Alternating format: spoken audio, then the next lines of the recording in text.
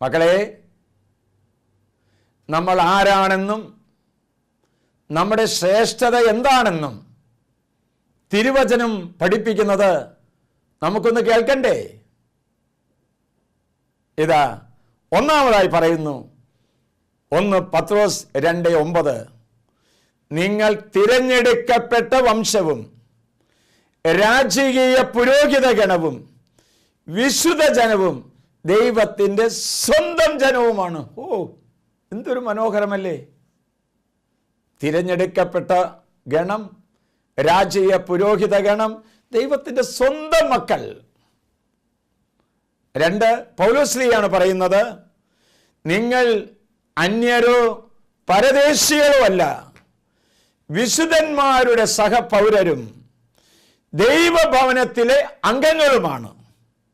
വിശുദ്ധരുടെ സഹപൗരന്മാരും ദൈവഭവനത്തിൻ്റെ അംഗങ്ങളുമായി തീരുന്നാൽ സ്വർഗം നമ്മുടെ സ്വന്തമല്ലേ? മൂന്നാമതായി യോഹന്നാൻ ശ്ലീഹയാണ് പറയുന്നത്, കണ്ടാലും എത്ര വലിയ സ്നേഹമാണ് പിതാവ് നമ്മോട് കാണിക്കുന്നത്.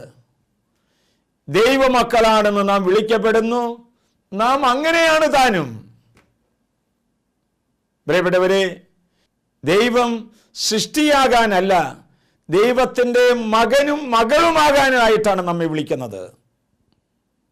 യേശുവിനെ സ്വീകരിക്കുന്നവർക്കും യേശു നാമത്തിൽ വിശ്വസിക്കുന്നവർക്കും ദൈവം നൽകുന്ന പദവി ദൈവ മക്കളാകാനുള്ള പദവിയാണ്, ശ്രേഷ്ഠതയാണ് നമുക്ക് തരുന്നത്.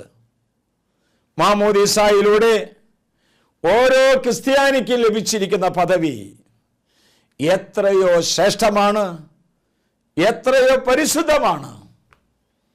നമ്മുടെ ശ്രേഷ്ഠത നമ്മൾ തിരിച്ചറിയണം.